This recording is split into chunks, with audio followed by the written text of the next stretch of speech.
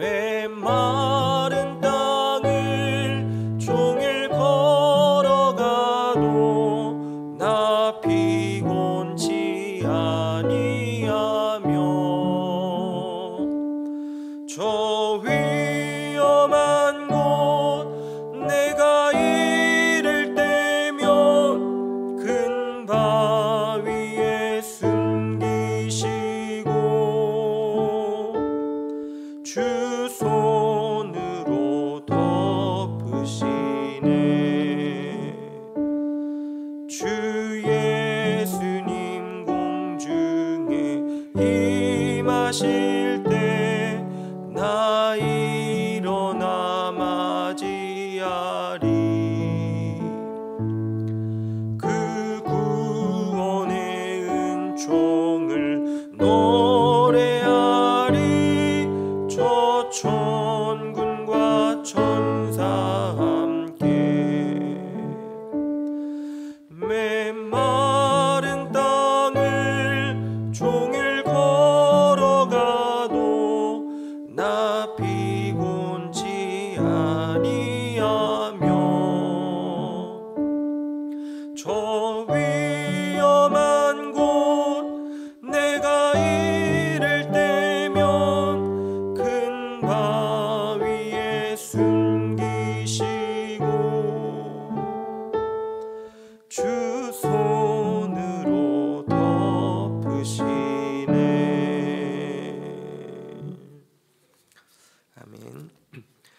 오늘 같이 볼 하나님의 말씀은 마가복음 4장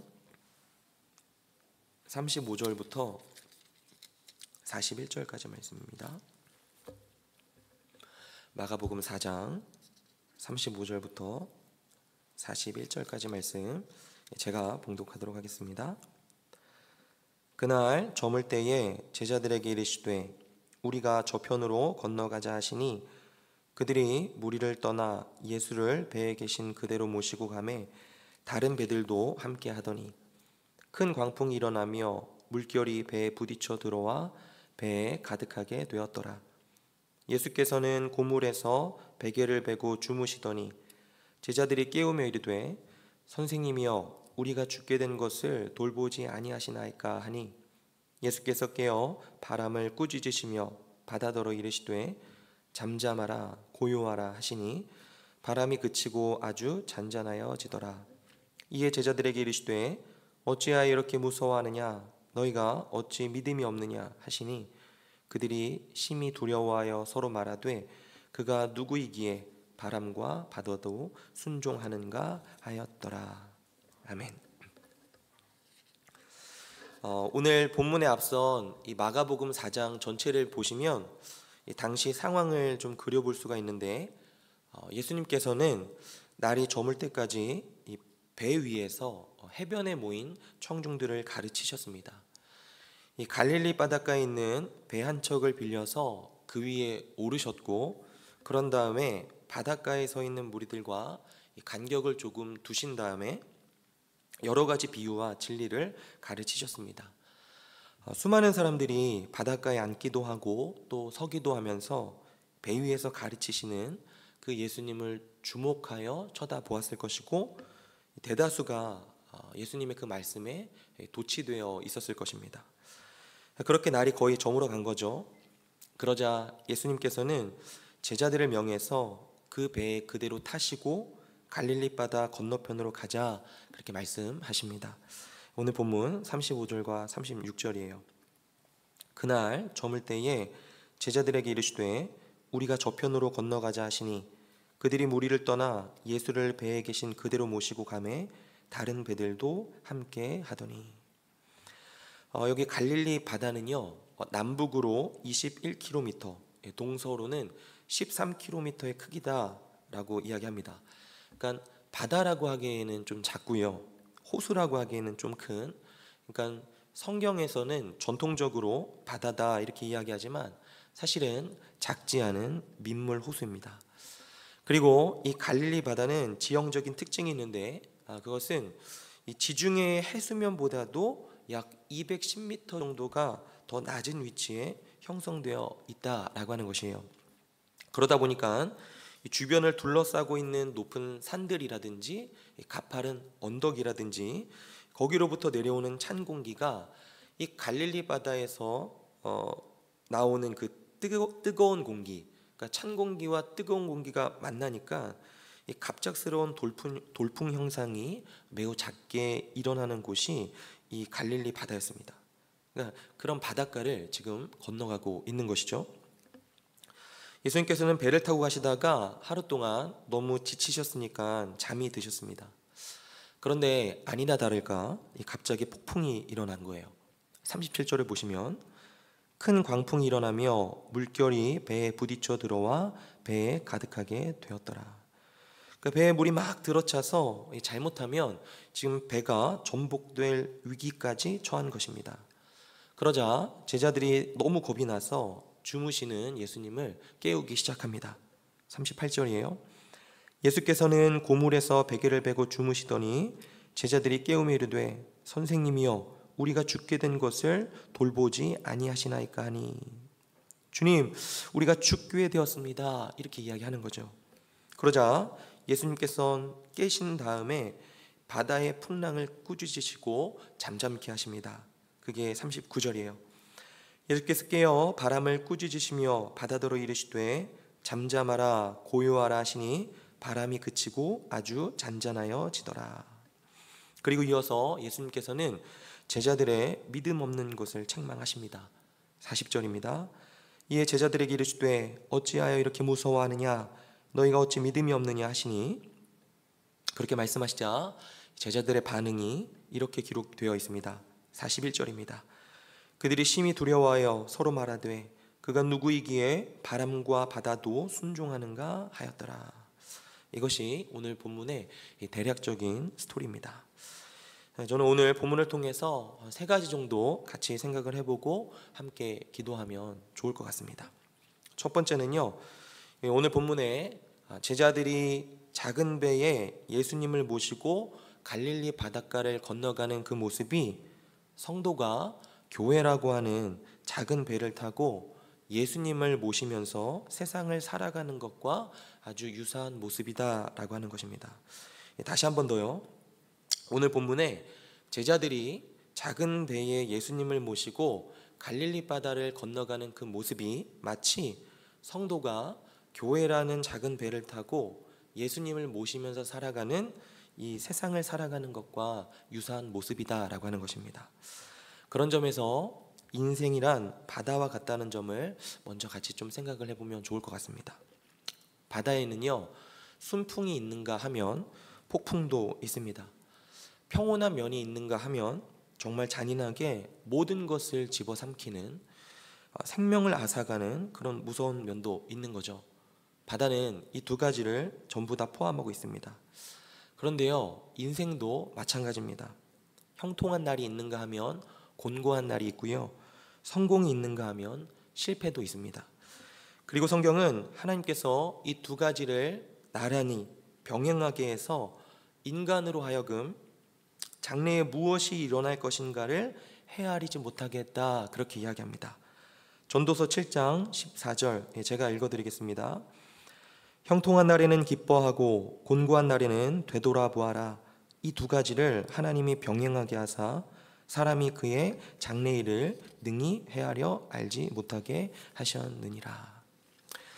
사랑하는 여러분, 그렇기 때문에요, 우리들은 인생을 신뢰할 수 없습니다.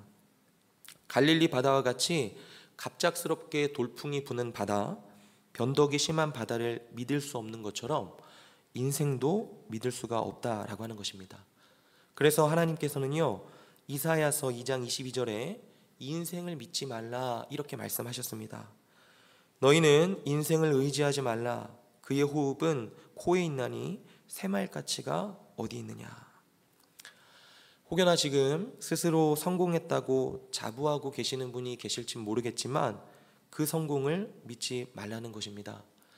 잠깐 고요한 바다와 같은 것이라는 거죠. 언제 돌풍이 불어올지는 아무도 모르는 겁니다. 혹 지금 어느 정도의 재산을 가지고 있다고 스스로 안심하고 계시는 분이 있을진 모르겠지만 그건 역시 믿지 말라라고 하는 것입니다. 하루아침에 없어질 수도 있다는 거죠. 그 반대도 마찬가지입니다. 인생을 의지하지 말라라고 하는 건 갑자기 불어닥치는 고통과 고난이 있다고 해서 그걸 두려워하지 말라는 그런 이야기도 되는 것이죠. 인생은요, 바다와 같습니다. 그 바다를 항해할 때 우리가 믿고 신뢰해야 하는 건 오직 생사화복을 주관하시는 하나님 뿐이십니다. 믿을 것 없고 믿을 것 없는 이 세상, 단 하나 믿을 것이 있다면요, 그건 바로 하나님이십니다. 두 번째로 생각할 것은 예수님의 침묵입니다. 오늘 본문에 예수님께서는 얼마나 피곤하셨는지 배를 타고 가다가 금방 잠이 드셨습니다. 저는 배에 대해서 잘 모르지만 모르긴 몰라도 보통 노젓는 배의 크기라든지 혹은 함께 배에 오른 이 제자들의 수를 생각을 해봤을 때 예수님께서 그렇게 편하게 누워서 주무실 만한 공간이 넉넉했을 것이다, 그렇게 생각하지는 않습니다. 하지만 하루 종일 얼마나 사람들을 상대하시느라고 피곤하셨는지 깊은 잠에 드셨다라고 하는 거죠. 폭풍도 깨우지 못할 만큼 말이죠. 그러나 이 예수님이 단지 피곤했기 때문에 이렇게 깊은 잠에 드셨다고만 생각할 이유는 없습니다. 오히려 아무리 파도 소리가 요란해도요, 예수님의 영혼이 가지고 있는 하나님의 평안을 그 파도 소리가 깨뜨리지 못했던 것이죠.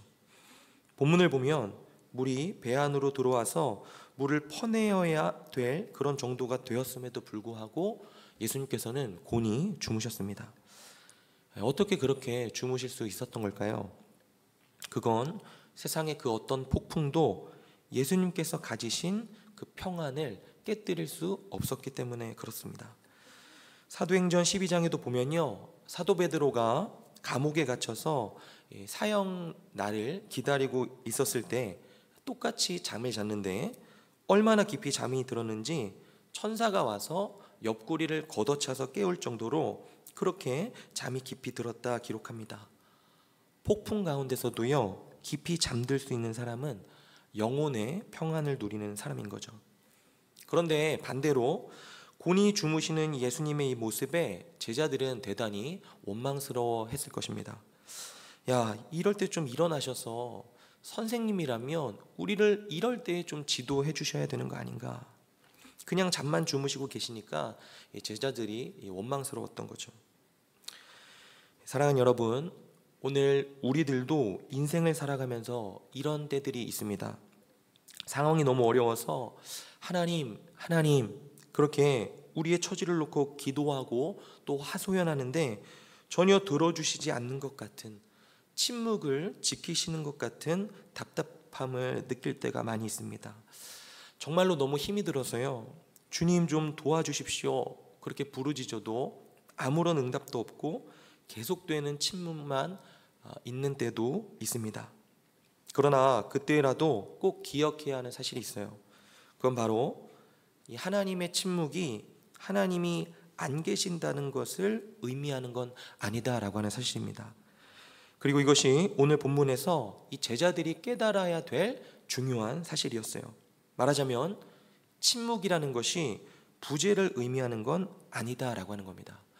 만약에 제자들이 아무리 폭풍이 몰아쳐도 빠져 죽을 것 같은 그런 답답한 상황이라 할지라도 하나님의 아들 예수 그리스도, 온 천지의 창조자 되시는 그 그리스도께서 이 배에 타고 계시다는 것만 알았으면요, 모든 문제는 해결되었을 것입니다. 하지만 이들은 그 믿음이 없었기 때문에 해답을 가지고 있었음에도 불구하고 두려움과 고통 속에서 어쩔 줄 몰라 했던 것이죠. 예수님께서는 나중에 일어나서 제자들을 책망하셨습니다. 너희의 믿음이 어디 있느냐? 즉 너희는 하나님의 아들인 내가 너희 배에 타고 있다는 그 믿음이 없는 것이냐라고 하는 뜻이죠.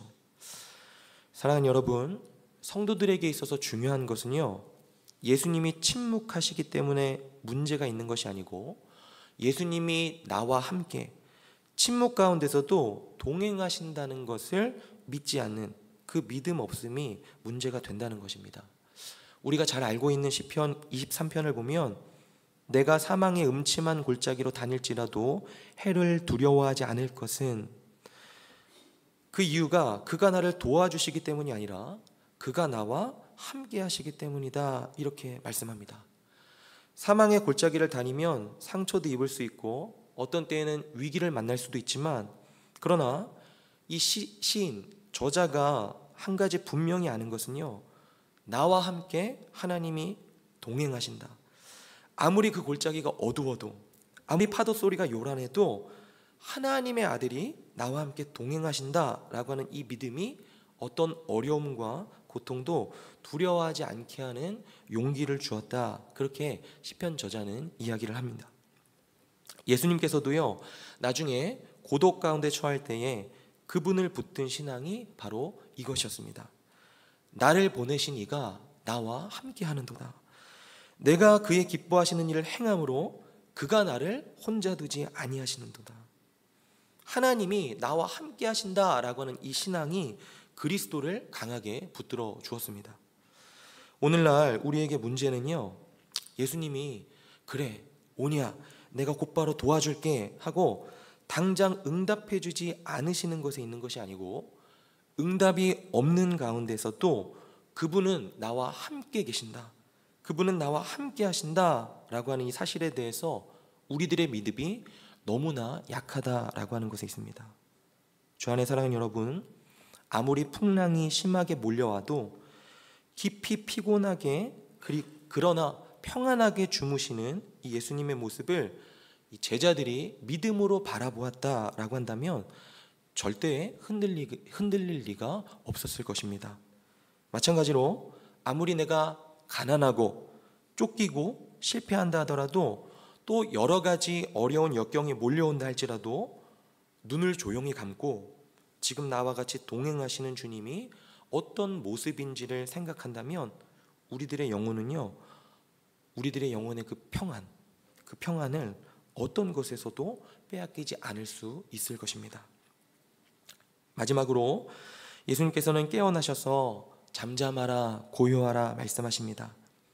아무리 파도 소리가 요란하고 제자들이 죽는다고 아우성을 쳐도요, 심지어 모든 것이 절망적인 상황 속에 빠진 것처럼 보여도 하나님의 아들 되신 예수 그리스도의 음성인 잠잠하라 고요하라 이 한마디에 모든 문제의 풍랑은 잔잔해지고 모든 비극들은요 고개를 숙이게 됩니다.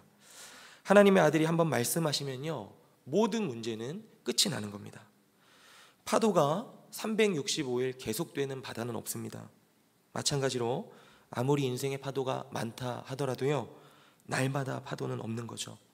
우리 주님이 일어나셔서 고요하라 잠잠하라 말씀하시면요 그날은 모든 비극이 끝나는 날이 되는 겁니다. 우리는 그러한 주님을 믿습니다. 지금은 고통을 당해도, 지금은 상처를 입어도, 지금은 일어날 힘이 없어도 주님께서 입을 여시는 그날 나의 모든 고통은 내 앞에서 잠잠해질 것입니다 라고 하는 고백이 우리들의 신앙인 줄로 믿습니다. 주 안에 사랑하는 여러분, 오늘도요 우리들은 인생의 바다를 항해하게 될 겁니다. 예수님이 아무리 침묵하시는 것 같아도 그 침묵이 부재를 말하는 것은 아닙니다. 오늘도 우리 배에 함께 타셔서 주님은 우리와 동행하십니다. 잠잠하라 고요하라 말씀하시며 바다도 순종케 하시는 하나님의 아들 되신 그분께 우리들의 인생의 키를 잡으시도록 내어 맡기시는 그런 하루가 되셨으면 좋겠습니다. 주님께 나와 나의 가정, 나의 자녀, 나의 일터, 그 밖의 모든 것을 다 의탁드리면서 오늘 하루도 성실히 힘있게 주님과 동행하시는 은혜가 우리 모두에게 있게 되기를 주님의 이름으로 축원드립니다. 기도하겠습니다. 사랑과 은혜가 풍성하신 아버지 하나님 감사합니다. 오늘도 말씀으로 우리와 함께하여 주시니 진실로 감사드립니다. 이 아침에 주님 말씀 붙잡고 다시 한번 믿음으로 살기를 소원합니다. 주님께 모든 것을 내어 맡기는 삶 살아갈 수 있도록 은혜를 베풀어 주옵소서. 주어진 하루를 성실히 살아갈 때 만나게 될 여러 가지 상황, 사건들 속에서 나와 함께 동행하시는 주님을 바라보며 조급해하지 않고 여유롭게 이 하루도 살아갈 수 있도록 주께서 붙들어 주옵소서. 감사드리며 예수님의 이름으로 기도드립니다. 아멘. 하늘에 계신 우리 아버지여, 이름이 거룩히 여김을 받으시오며 나라가 임하옵시며 뜻이 하늘에서 이루어진 것 같이 땅에서도 이루어지이다. 오늘날 우리에게 일용할 양식을 주옵시고 우리가 우리에게 죄 지은 자를 사하여 준 것 같이 우리 죄를 사하여 주옵시고 우리를 시험에 들게 하지 마옵시고 다만 악에서 구하옵소서. 대개의 나라와 권세와 영광이 아버지께 영원히 있사옵나이다. 아멘. 우리 같이 기도하도록 하겠습니다. 첫 번째 기도 제목입니다. 인생을 의지하지 말고 하나님만 신뢰하게 하여 주옵소서. 두 번째 기도 제목입니다.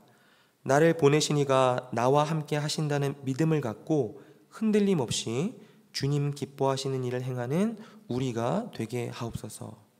마지막 기도 제목입니다. 어제부터 1청년부 수련회가 진행 중에 있습니다. 하나님의 꿈이라는 주제로 진행되는 수련회가 풍성한 은혜가 넘치는 시간이 되게 하시고, 수련회가 마친 후에는 수련회 주제처럼 1청년부가 하나님의 꿈이 무엇인지를 알고 그 꿈에 헌신하는 청년들이 되게 해달라고 기도를 해주시고, 그리고 수련회를 인도하는 박요한 목사님, 성령으로 충만하게 해달라고 우리 같이 기도하고 개인의 기도 제목으로 기도하시다가 자유롭게 돌아가시면 되겠습니다. 기도하겠습니다.